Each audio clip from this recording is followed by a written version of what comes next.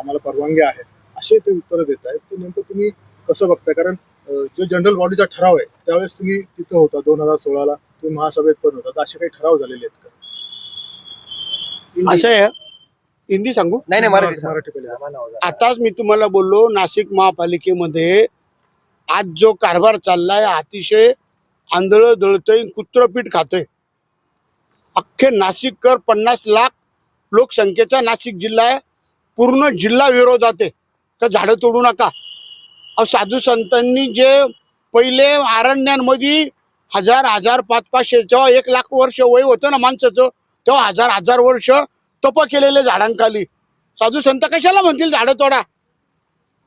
हा सिंहस्थ कुंभमेळा करा, कोणाचा विरोध नाही. आतापर्यंत कोणी विरोध केलेला नाही.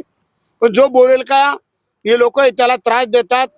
परंतु आम्ही आडामासाचे कार्यकर्ते, आम्ही रस्त्यावरले कार्यकर्ते, आमची विनंती आहे सगळ्यांना का नका तोडू झाडं.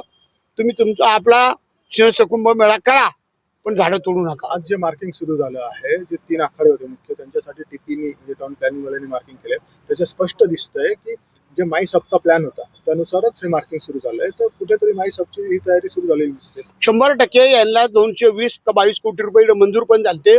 यांना खूप मोठा 33 वर्षाच्या करारावर एका बिल्डरला ही जागा द्यायची होती. हे सगळं उघडं झालेलं आहे. आता भाऊनी मागं विचारलं 15,000 झाडं. अहो, कशाला 15,000 झाडं? ते लावा, तुम्हाला आणायचे, पण हे तोडू नका. चांगले 15,000 झाडं आणले, 15 लाख आणा.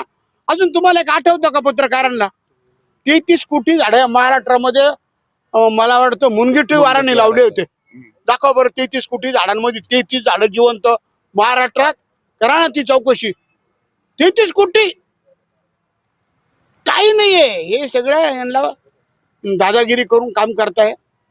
अण्णा 70 ट्रकांद्वारे आज हजारो झाडं या फाशीच्या डोंगरावरती लावण्यासाठी आणण्यात आलेले आहेत. असंच वक्तव्य आज सकाळी गिरीश महाजन यांनी केलं की आज ते या ठिकाणी 70 ट्रकांद्वारे हजारो झाडं या ठिकाणी येत आहेत. टप्प्याटप्प्याने ते 15,000 झाडं लावण्यात येणार. अहो, 70 लाख आणा, नुसते 15,000 नाही.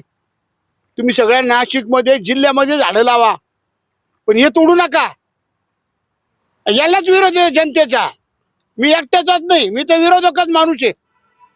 ते म्हणणार आहे ते विरोधक आहे म्हणून विरोध करतायत, पण नाशिक मधला प्रत्येक नागरिक बोलतोय तोडू नका.